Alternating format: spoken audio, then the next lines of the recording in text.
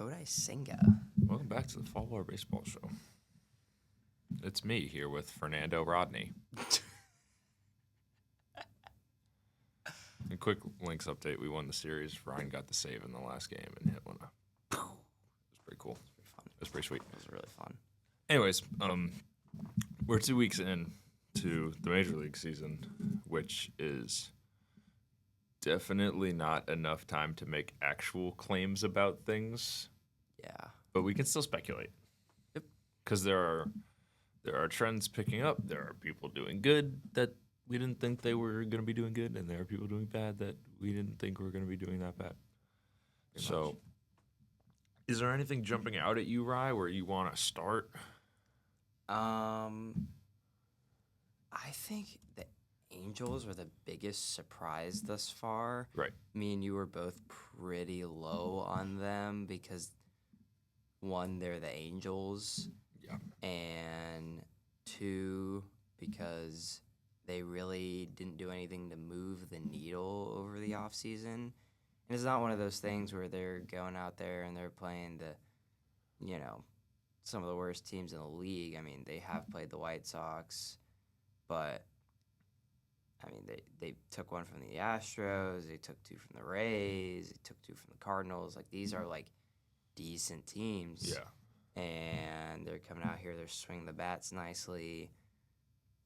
Mike Trout kind of looks like his old self. Logan O'Hoppe has completely come into his role as the starting catcher. Nolan Shanuel has kind of picked up where he left off, and other guys like that, like Soler has an OPS over 800, and Kyron Paris is like my new favorite player because he just has that violent swing, and I mean it's really, really working for him. He's got an OPS of 1309, so I don't know. I like what I'm seeing from the Angels thus far. I think just the fact that they have a winning record is a good thing within itself, because that totally could have not happened. Yeah. At any point, they could have started 0-1 or 0-2, and then just totally stayed south. But they've had some pleasant surprises in this lineup, to say, especially with Kyron Paris maybe being an unsuspecting guy that got super hot so far. Logan O'Hoppe, maybe a little more like predictable for him to come around. Yeah, because he's been kind of at the foot of things for a while in terms of becoming one of the better offensive and defensive catchers in the game. And then a healthy Mike Trout, I feel like, I mean, I want to say it makes all the difference, but for all the years they had a healthy Mike Trout and didn't make the playoffs, I don't know what to tell you. But they're doing well so far. The AL, which is something we might talk about a little bit later, the AL has no teams that have won more than 10 games. They are pretty mid across the board. And if it seems like, which I think it might, that it's going to stay like that for a long time in the AL where no one's really able to separate themselves, then maybe the Angels stay in the mix. Maybe. If this start to the season gives their lineup a little bit of depth. Yeah. How are they pitching it? I'm not exactly sure. Jose Soriano's pitching it pretty well. Let him go. I guess these guys, take it for granted, these guys have all made 3 starts. Okay. We're less than 20 games into the season for most teams. Yeah. But the rotation right now doesn't look as bad as forecasted, especially if Jose Soriano kind of has this stud coming of age season. Yeah. Which, I mean, he's been doing well. It seems like it's possible. Kenley Jansen has been nice. Yeah. Tyler Anderson's been pretty good too. But I mean, it could be one of those things where it's Tyler Anderson just farming weak contact, and then he kind of just falls off a cliff. And then in the second half of the season, when bats speed up and the weather gets warmer and the ball carries a little more, you never know what could happen. Right. And also, like, we haven't really seen Logan O'Hoppe or Kyron Paris put together a season. Yeah. I mean, O'Hoppe a little bit, but Kyron Paris not at all. Right. So it's kind of going to take a month or two to kind of figure out what those players are going to be over the course of 162. Yeah, totally. But for the Angels, It's not a complete dumpster fire yet. Yeah, and I think that's kind of the only thing you were hoping to not have this year was an absolute dumpster fire, because you would never have predicted success like this to last throughout the season. Right. I will say one thing that the AL is doing is proving us right, not in terms of order, but in terms of none of these teams are really that good. Yes. And we knew that the NL was where all the talent was, and it's kind of been proving us right. Yeah, there's no separator in the AL. In the East, all 5 teams are separated by 2.5 games right now. So by Wednesday, the Orioles could be in first and the Blue Jays could be in last. Yeah, wow, that's pretty In crazy. the AL West, the A's are 3.5, but like the Angels are in first right now, but the Rangers are half a game, Mariners 1.5, Astros 2 games back. Yeah. The Angels could be in fourth on Thursday or on Wednesday. In the Central, Tigers, Guardians, and Royals are all 1.5 games apart. I mean, we'll talk about the Twins when we talk about some things that aren't going well. But, the AL is definitely not taking shape, so to speak, so far in the first 2 weeks, because every team has seemed to have their ups and downs. Yeah. But in the NL West, there is one specific team that has been having a lot of ups so far. Well, 2 actually. But the Giants are 11-4. Yeah, the Giants. Who have they been playing? I don't know. Have they been just getting free wins? I know they played the Reds in their opening day series. The Reds aren't They took even 2 out that of 3 from bad, the though. Reds. They swept the Stros. They swept the Mariners. And then the Reds took 2 out of 3 from them. And then they took 2 out of 3 from the Yanks. Okay, so those are good. These are legit. Those are good wins. They're about to play the Phillies for 4 on the road. Oof, 4 in Citizens Bank. That's rough. And then they play our unsung Angels. Wow. Yeah. It's kind of interesting because this team isn't like really hitting the ball like all over the place. They've got some guys who are really doing it better than others, like Young Hui. Even Mike Yastrzemski looks really good right now. Oh yeah, Wilmer he does. Flores has 6 home runs already. And like I feel like everybody else is just kind of finding ways to do the job when they need to do the job. No one else is really hitting that well at all.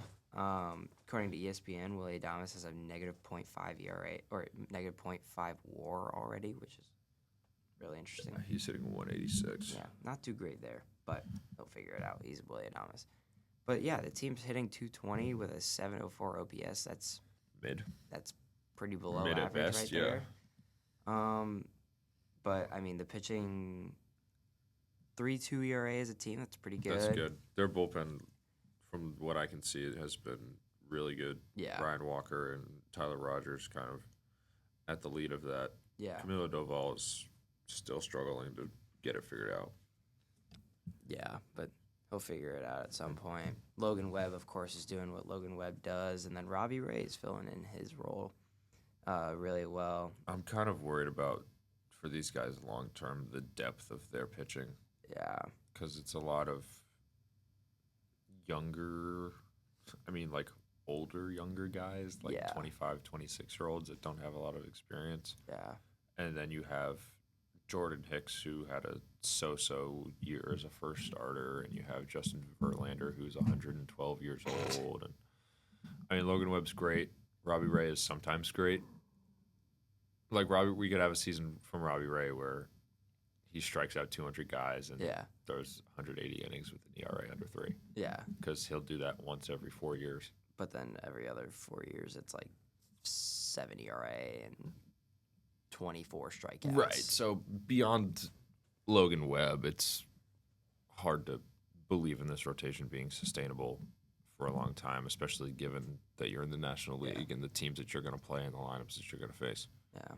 But they've been finding ways to win games, and all stats aside, scoring more runs than the other team at the end of 9 innings is all that matters. Right. Yeah. They had a 2-0 win against. Oh no, they lost 2-0 against the Reds. They have any good wins? 10-9 against the Mariners. They let 9 runs to the Mariners. Be the Yankees 9-1. Yeah. won close a couple times. That might be the most the Mariners score all year. Sorry, Mariners. Sorry, Mariners. Yeah, though they've been playing some tight games, some 1-run wins, some 2-run wins. Yeah. 2-run win on a STEM day at Oracle Park. Wow. They have a lot of special events. Wow. Santa Clara University night. That's pretty cool. San Francisco State night. What else do we have going here? Sorry. They got all the colleges. Where are you seeing this? On the schedule, on MLB.com. They play the Brewers next week. They've got Sac State night on Monday, St. Mary's night on Tuesday, and University of San Francisco night They just on Wednesday. show love to all the colleges. I guess. I don't even know what that means. Okay. And then on the 6th of April, they had Youth Baseball Day, and on the 27th, they have Youth Baseball and Softball Day. Wow. Congrats. So that if you are in the area, you can go to a Giants game and get flooded by people from those schools, I guess. Wow. They're playing well, though. Yeah, Giants look really good. Somehow in second in that absolutely brutal division. Yeah, the Dodgers are in third. I think one thing that's worth noting is how many potential playoff teams there are in the National League and how many of these potential playoff teams would beat everybody in the AL. Like, I think the Brewers are showing that they're better than, or they're kind of better than we thought they were, but, like, their pitching is so bad that they probably won't keep up to speed. But, like, that's a team that could really compete with the Royals. Same with the Reds. Right. The Reds could really compete with the Guardians. And the West has 4 teams that are better than probably all 5 teams in the AL Central. Yeah, for sure. And then even the AL or the NL East, where the Braves are in last place, but the Braves could easily turn the ship around like this week. It can happen so And fast. I really think that team could be at 500 within. I mean, they're 7 games below 500 right now, but 2 weeks. If they win 7 out of 10 once, they're 11 and 14, and Right. if they do it again, they're 18 and 17. Yeah, And exactly. it wouldn't be the craziest thing for the Braves to do given their roster. No, not at all. So I really think, and I mean, the Marlins are they have some role players right now that are kind of just figuring it out. Go Marlins. I think it's kind of interesting that they're 8-7 because like nobody really knows that, and they haven't gotten as much attention as the Giants have, or even the Angels for that matter. But like, look at Kyle Stowers with an 880 OPS, and like Griffin Conine has an 819 Best OPS. minor league hitter ever. Yeah, he's crazy. And then Xavier Edwards kind of picking up where he left off last year. Right, just putting the ball in play. Who's the other guy who's hitting all the home runs? Yeah, Matt Mervis has 5 home runs on the year, and they've all come within like the last 4 days. And yeah, I mean, this offense is just kind of like finding its role. Like all these players are just kind of really grinding to stay in the bigs. It's kind of working for them. And then even Max Meyer, who's been on the IL for what feels like 5 years. Yeah, seriously. He's got a 2 ERA now. Connor Gillespie, sure. Yeah. I mean, pitching looks fine. It's always interesting to see how long it takes for the perceived bad teams that get off to a solid start to kind of crawl back down. Yeah. Because the assumption is that with the Angels and the Marlins, it's obviously going to happen. Yeah. Just because their rosters are lesser than. Yeah.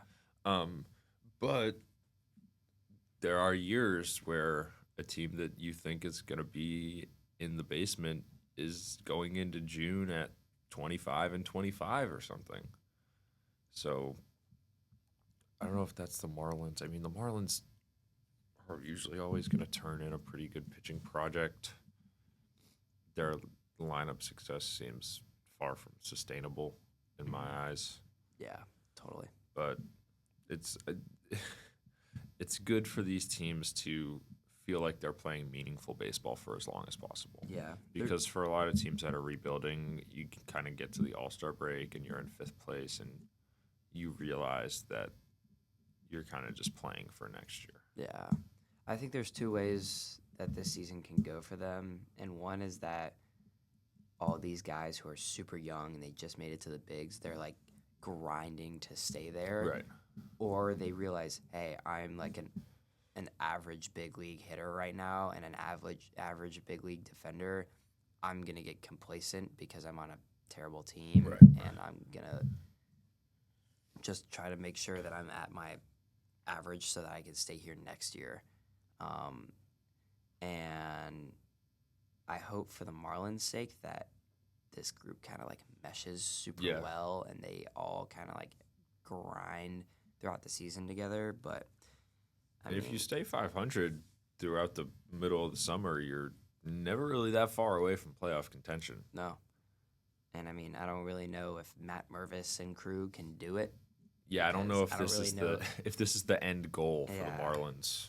I mean, they have zero household names other than Sandy Alcantara, but None on the offensive side of the ball. yeah. The Padres have been really good so Yeah. far. 13-3. The Padres are everything we thought they were, but with a starting rotation. Yep. Their losses 2 to the Cubs on back-to-back days, 1 to the Athletics. Then they beat the Cubs.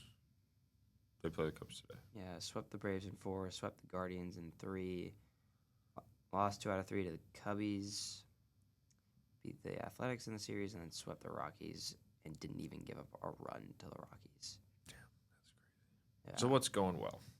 Fernando Tatis Jr. is going well. Jackson Merrill is going even better. Why does it say I'm on the Giants? I'm not on the Giants. I want to be on the Padres. This team is. We thought that they were going to have a bunch of holes in the beginning of the year just because they lost Profar and they lost Ha-Seong Kim, kind of super productive guys for them last year, and they still fell short, and they lost Joe Musgrove to surgery.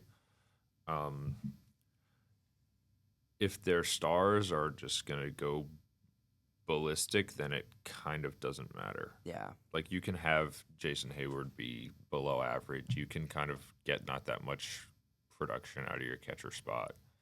But if Tatis and Merrill and Manny are all clicking, and basically by clicking, just not having down years offensively, Yeah.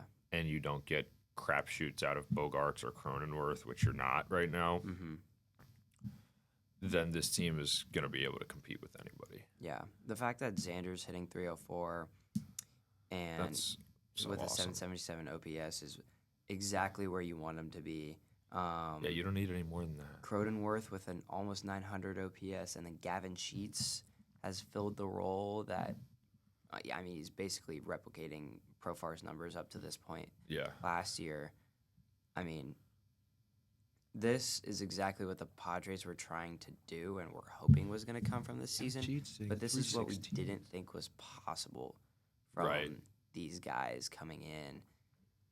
It seemed like they had fallen too Martin far. Maldonado is hitting 292. Like, what? But He's only 7 for 24. yeah. Let's not give him that much credit, the old man. Yeah. He's only 38. Only?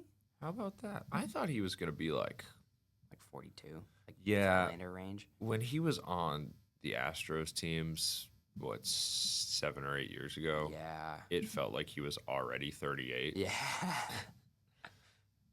The Padres have, in terms of their regulars, they've got 1, 2, 3, 4, 5 guys that have over 40 plate appearances that are hitting over 300. Wow. Which that type of on baseness, perhaps for lack of a better term, just you don't really see. Yeah. And their pitching has been excellent. Their I bullpen is, I think their bullpen is gonna etch themselves in as comfortably the best one in baseball. Yeah, I think what's really interesting is they've kind of done this all without Dylan Cease. Like Nick Pivetta has really stepped into his role. going crazy. Yeah, I mean, geez. Michael King threw a shutout yesterday. Randy Vasquez has a ERA sub 2, and then you look at Dylan Cease and he's got ERA of 8, and it's like, wow, this guy's supposed to be the ace, and we have lost 3 games. this year when he has a 7 ERA. And he can still be the ace. Yeah, One more he can- start, it goes down a good bit. 2 more starts, it's right back to normal. Right, exactly. They're definitely not giving up on him anytime soon. So he's gonna be fine. He'll find his groove. Michael King could be of some serious wealth this Yeah. winter, Yeah, and that makes it interesting for the Padres offseason discussion in terms of yeah. how much money do they have left to give. I think that's another thing that's really interesting is you got to remember this team was looking to trade Dylan Cease and Michael King Right. for a little bit at the beginning of the season, and now that they're performing as well as they are, it's like, well, is this the last ride? Like, are they trying to Right, that's not gonna. The get trading them- is not gonna get be the most happening. out of this group while they can before they have to make some serious money decisions? I mean, I think you should. This is the Why type not? of team with the star power and the pitching depth that can absolutely win a World Series. Yeah. I know we have it etched in our mind that nobody but the Dodgers seems like they can compete. But the Dodgers are showing a little humanness. Yeah. Freddie's been hurt. Well, Tommy Edmonds has been really good, which is cool. Freddie's been hurt. Tommy Edmonds. The pitching, it's deep, but like it hasn't been crazy good. Sasaki's had some now expected success. Sasaki's had some bumps in the road, Yeah. and their pitching's good. Don't get me wrong. Their bullpen, I think, is worse than the Padres, I totally agree. even though it's loaded. And the lineup is good here for the Dodgers, but and especially with Freddie injured for the time being, I hope he's back soon because it's a joy to watch him on the baseball field. Yeah. But they are beatable. Yeah, I think we kind of touched on this at the beginning, or at right before the season. We were like, there is kind of a world where like Muncy kind of falls off a cliff, and That's then, been happening. and then the outfielders kind of go with it because we knew that was the weak spot of this team was the outfield, and we've seen repeated success from, of course, Otani and then Teoscar, and then Edmonds been hitting the ball really well, and then Mookie, of course, he's Mookie Betts. But we were kind of wondering how the rest of the supporting cast would go offensively, Yeah. and this team, I believe, they're 11-6, right? Yeah. And we're seeing why they have 6 losses, and it's because Pajes is hitting 150 and Conforto is hitting his career 225. So I'm going to do the math for what 11-6 is over 162 games. okay, Because I just think like let's watch him cook. 11-6 is it's not bad. That's pretty good. 11 times 162 divided by 6. That's not right.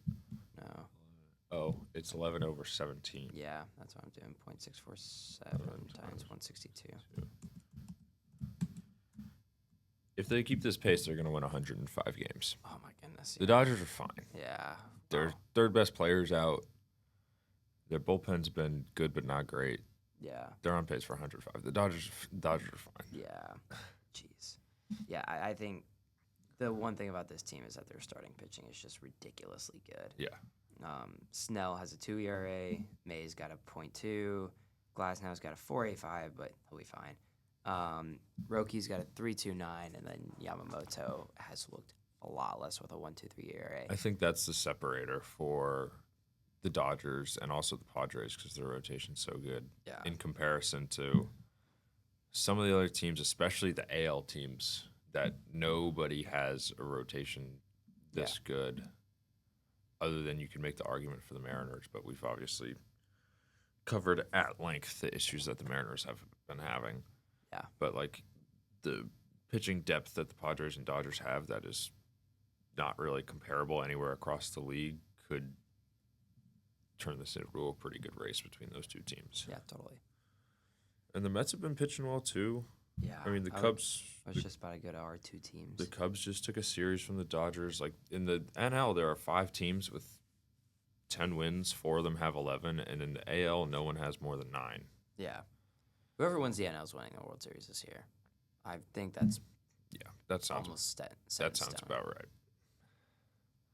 because you can't, especially at this point, nor could you in the beginning of the season, trust any of the AL teams to do that as of right now. Yeah. Because they all still have holes. Yeah. Even the Yankees, who got off to this crazy offensive start with the torpedo bats, they're 8-7. Yeah. So. Yeah. I think everybody's got some sort of flaw this year, and I think everybody's beatable. Let's go to our two teams. Let's have a little yap session about our two teams. So the Mets have been everything that we haven't expected out of them. What we said at the beginning of the year was the first 6 guys in the lineup were kind of going to carry the lineup, and then the pitching was going to really need to step up because it wasn't looking very good, especially with Minaya and Montas out to start the year. However, Senga has a 1.06 ERA. Tyler McGill is third in the MLB in qualified ERA with a .63. And the bullpen has been lights out, except for Edwin Diaz, of all people. Yeah, everyone else has been really good. And Griffin Canning has a 4.2, and Clay Holmes has a 4.3. It's not even that bad. Clay Holmes' FIP is 232. So Clay Holmes has really been doing it. He's got 20 strikeouts. He's got no home runs. I mean, he's got a lot of walks, but that's okay. Yeah. The pitching has been super, super fun to watch. Problem is the games haven't been super, super fun to watch because the offense has not been that great. Soto has looked fine. I mean, he's his typical self. He's hitting .250 with a .409 on-base percentage. That's so silly. That's so funny. 14 walks in 15 games. Yeah, I mean, come on. Alonso has looked like an MVP candidate. He's in .321, almost 1,100 OPS. 4 home runs on the year, tied with Brandon Nimmo. I'd say just the one thing that hasn't really got going for this team is hitting for average. We've hit for a lot of power and 215 put balls in the gaps, but we don't have a lot of singles, which I guess is fine because it's working. But you'd like to see more hits come through. And I'm sure that's going to happen. Lindor starts the year bad every year. He's hitting .222, but that'll figure itself out. And then Soto's going to figure himself out because he's basically a robot at this point. And then Vientos will hopefully figure it out. It seems like the Mets are a team that, with maybe 1 or 2 at the trade deadline, could still insert themselves in the mix. Yeah. Because things have been going well, but if the offense is this kind of imbalanced or inconsistent, it probably can't keep up. Yeah. But the pitching has been really good. Yeah. Kodai Senga is off to an awesome start, and in a world where we were kind of struggling to find where this pitching was going to be led from, Kodai Senga and McGill are off to a good start and kind of putting themselves at the forefront of the Mets rotation. And if they can do that for a whole season, they could be very competitive in the division and even take it from the Phillies. Yeah. Yeah. They have it from them right now. They sure do. And the Sox. So the Sox are 8-9. We just lost a series to the other Sox, which was pretty miserable. Yeah, that's not too great there. One of the games was a complete blow-up game, and then the other one we blew a lead late. This week we're going to – where are we going? Steinbrenner Field in Tampa, Florida, to play the Rays at a spring training stadium. Things have been okay. There's some bright spots in here. Yeah. Devers is fine. His numbers don't look great yet, but he's going to be okay. He's getting hits. Wilyer Abreu has basically been the best player in baseball, which nobody had on their bingo card. I like what I've seen from Trevor Story so far, which is a pleasant surprise. Yeah. He's got a 128 OPS plus. Bregman's got a 129 OPS plus. So that's just about as much as you can ask for. Yeah.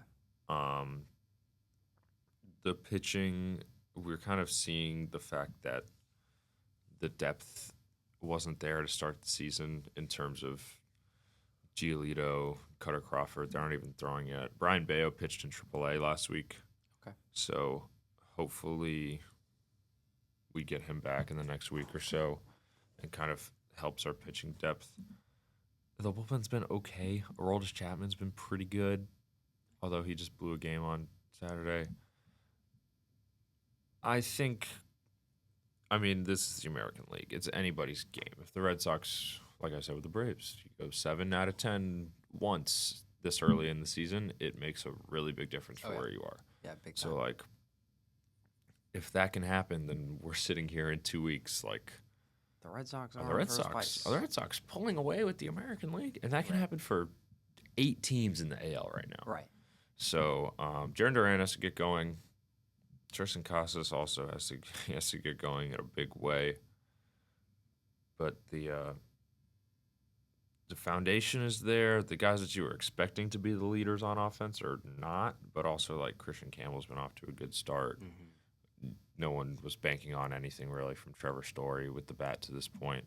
So I'm interested to see where this all kind of settles itself. Yeah. In terms of who are the guys that are really bringing it and who are the guys that are struggling, because in a month from now it could look completely different. But I'm not too worried. I mean, we've played in some good games. If we can have a good week this week, then it'll put us in a good position. And then hopefully Bayo gets back and Raffy starts banging the ball around, because it's still anyone's division, obviously. It's April 14th. Yeah. And maybe this team ends with 86 wins. Yeah. And there are only 2 teams in the AL that have more wins than that. I think what's really positive about this team is the guys who you expected to be the forefront of this offense have been getting carried by the guys who you didn't expect to be that. Like guys like Willier, you mentioned Christian Campbell, and then Story. Like those are guys that you really didn't have huge expectations for, at least on the offensive side of the baseball. But then, Devers is going to pick up speed. He's going to get that average up. Bregman's probably going to stay at the pace he's at. And then Jaron Duran, you kind of expect him to, find himself a little bit more. And then same thing goes for the pitching side. You got Tanner Houck, who's not been so great so far, and then Bueller hasn't really looked that great either. Crochet's been awesome. Crochet's been great. But, yeah, I think there's like a couple guys in here who historically have been better than the others, and if they can kind of just rise to their career level, then this team gets a whole lot better. And if they all get going at the same time. Yeah. And that also accounts for, like, if Willier doesn't fall off a cliff, or if Christian Campbell doesn't lose his confidence out of nowhere, or whatever it might be. Yeah. So, yeah. So, on the negative side of things, I think it's time. Well, I mean, it's 16 games, but, like, it's not good if you're the Minnesota Twins. Oh, boy. It's not good at all. I will add one last thing about the Red Sox. They played the Rays, White Sox, Mariners, the Guardians, and Toronto within their next 5 series. And then the Twins after, who we're about to talk about negative. So that's 6 series in a row of teams that are, like, so beatable. You should be better than them. Yeah, this is not a bad time to make something happen, guys. Yeah. Could see the Sox going on a run. But Twins let's talk about how bad the Twins are. They're terrible. I mean, just what happened? We kind of knew this was going to happen because they're the Twins. But, like, getting swept by the Cardinals on opening day, and then dropping one to the White Sox after, dropping 2 to the Stros, 2 to the Royals, or 3 to the Royals, and 2 to the Tigers. This team could have. God, it has this offense sucks. Blow up the ship potential. Like, the good thing about this team is they have everybody to trade. Right. Because people are going to want Willie Castro.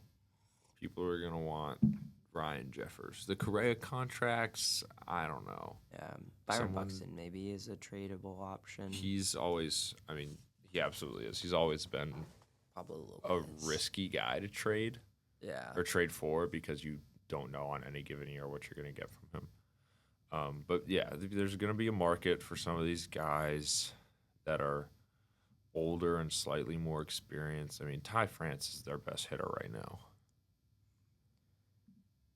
And Ty France was just supposed to be a He was supposed to be like a supporting piece, Yeah, play exactly. every now and then. The pitching side is it's not that bad. it's okay. Bailey Ober's been struggling, which is not something that I was foreseeing because of how good he looked last year.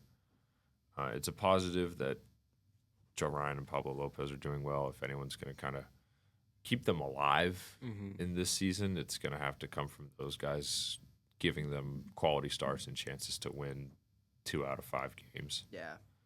Because the rest of the rotation, it seems like so far, has been just kind of a toss-up. Yeah. Which, I mean, and that's the thing about the AL is you're going to give yourself a chance to get back in it for a long time. But it doesn't look like this group's going to come together with the ability to put themselves back in the mix. Yeah. I mean, Ober and Paddock have been terrible. And then, it's really just the offense has been not even a fifth of what we thought it was going to be. I mean, Royce Lewis is already on the IL, which is, Typical. yeah, unfortunately typical. But Carlos Correa is not looking any sorts of good. No. Trevor Larnach, not even the average that he normally is. And then Byron Buxton, when he's on the field, is typically spectacular, and he hasn't been exactly that. Hitting 192.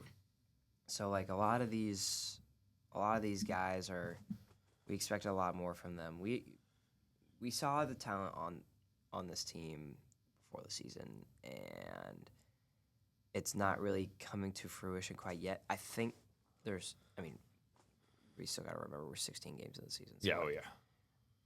One really good stretch, and this offense kind of clicks. Right. We are seeing right now, though, kind of the high bust potential that you talked about before the beginning of the year, Yeah. where it just they just start to eat each other alive a little bit. Yeah, and then you hoped for more from Simeon Woods Richardson, but you can't ask for that much more. And then the bullpen has been solid, I guess. Yeah. I mean, it's been solid. It's got to be really good if they want to do anything, just because their pitching's not that deep. Yeah. I'm taking a look at the Mariners here. Their offense has not been that bad. Oh, well. It's a step in the right direction. They've got a handful of guys that are struggling. And Cal Raleigh's been off to a great start. He's a rich man now. J-Rod's been fine, but not Julio Rodriguez. Randy Arozarena has been fine, but not Randy Arozarena. Yeah. And they're 8-8 right now or something. The Mariners are right in the middle of the pack, and I feel like this is kind of where it's going to stay. Ooh, Jorge Polanco. Maybe we'll get a Jorge Polanco card in Emily's show. That'd be awesome. Oh, that would be a sweet card. That'd be sweet. Switch hitter, play everywhere in the infield. Jorge Polanco cards are always really fun. It's like a dimmed down version of the Ketel Marte card. Right, exactly. Yeah. The pitching's solid. Yeah.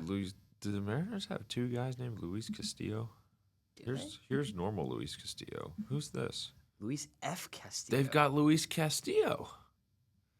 They've got 2 of them. The good one's been good. The random one has been bad. That is crazy. That is really crazy. Luis F. That's really Castillo. fun. That is really Luis fun. F. Castillo. I don't think I've ever seen an F initial. Like normally it's like J or B or something like that. The Luis Castillo that we all know has been good. Logan Gilbert's gonna be up there for Cy Young for the whole year. I mean, all their freaking starters are going to be up there for Cy Young for the beginning of the year. Did you see that video of Brian Wu, who had that two-seamer that just right on the outside corner? God, it was so Brian cool. Wu's nasty, though. He's so cool. So, I mean, this is kind of where we're at with the Mariners. Their pitching's going to be there. They're going to have some hitters do okay and have a handful of hitters struggle, and they're going to be mid. Yep. Which, like we've been saying in the American League, if you're mid at the end of June, you got as good of a chance as anyone. Yeah. I mean, this team, like, as much as we have said how bad this offense is, if they can just, like, as you're saying, if you can just be fine for the whole year, get to the deadline, you add, hopefully, like, a Jorge Soler from the Angels or something like that. Yeah, or like take a twin. Or you take a twin, yeah.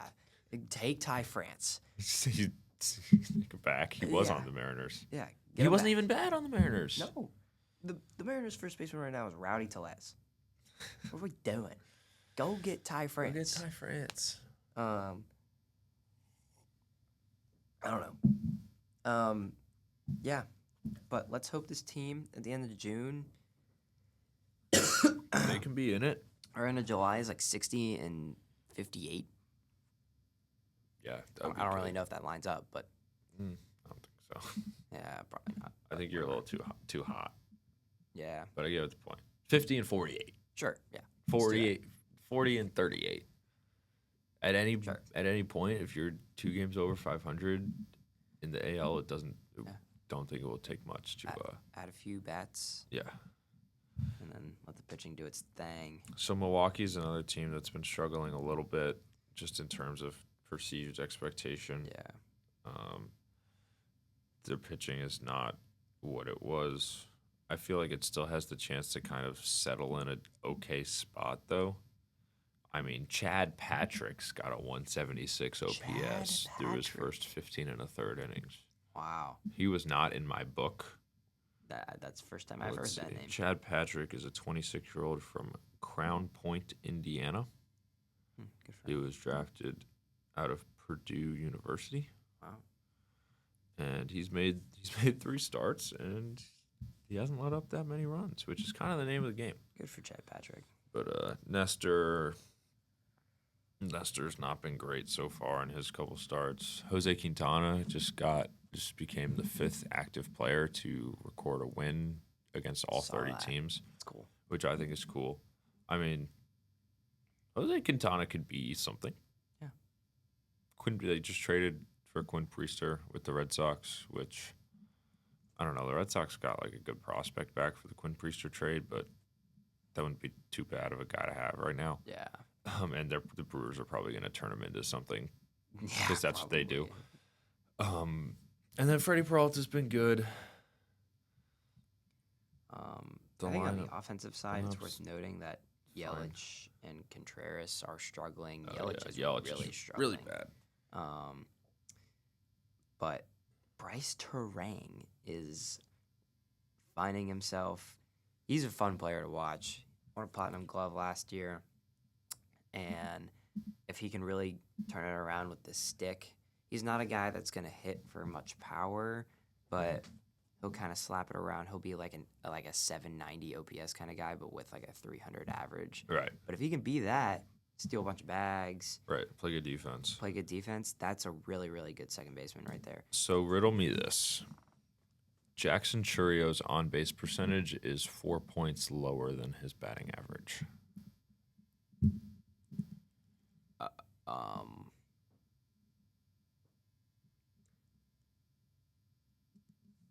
How does that happen?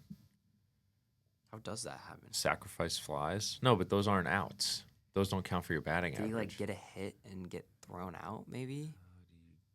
Does getting thrown out not count for your on base? I mean, I guess you don't get on base. Technically, yeah. He's doing really well. He's slugging 600. He's got a OPS. He's no walks. Does Jacob Wilson have a walk yet? Jackson Chourio has not walked once in 73 plate appearances. So he's got 73 plate appearances and 72 at bats. Jacob Wilson has no walks. What's his on base percentage? Is it lower than his average? It's the exact same. Okay, well that makes sense. Yeah. Has he gotten plunked at all? How does one have a on-base percentage Let's get to the bottom of this. lower than your average? Errors. Do errors technically count for your on-base percentage? It is possible for a batter to have a lower on-base percentage than his batting average if he has drawn no walks but has hit a sacrifice fly. Therefore, there is also an adjusted statistic called OBP+, which adjusts the OBP to account for the ballpark and the league the players played in. Okay, thanks, Baseball Reference. So I guess since he hit a sac fly, it doesn't hurt his average, but it hurts his on-base percentage.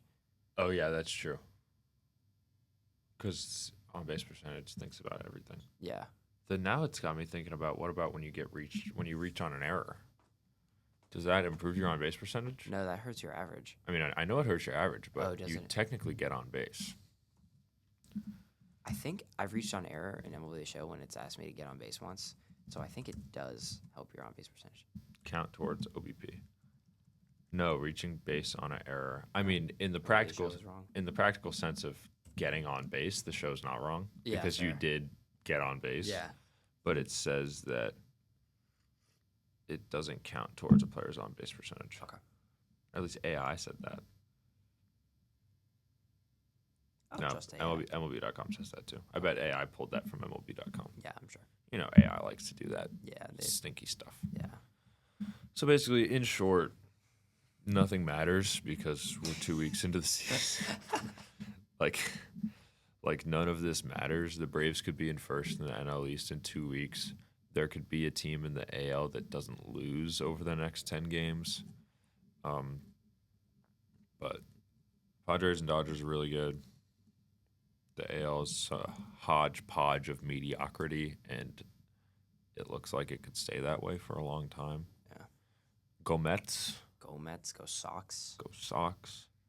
The Twins stink. We play them today. Really? Mm-hmm. At Minnesota versus Joe Ryan. Clay Holmes versus Joe Ryan. And if the Twins sweep the Mets, they all of a sudden don't stink anymore. Oh my goodness. That's what happens with the season Twins so sweep early. The Mets, I am never becoming a fan. I'm not saying they will. Dropping my fandom. The Mets should definitely beat the Twins. Dear God. And the Red Sox should probably beat the Rays, honestly. Yeah. A Juan Soto home run wouldn't be too bad. Neither would a Rafi Devers home run. Yeah, those are two big Dominican lefties that are kind of finding their footing, but aren't really slugging the ball yet, right? Like they usually do. Yeah, I would love to see that. Yeah, me too. All right. I wonder what those odds are. There's the MLB right now. There's the MLB. I mean, we gotta just check back. We gotta just check back in. There's also a lot.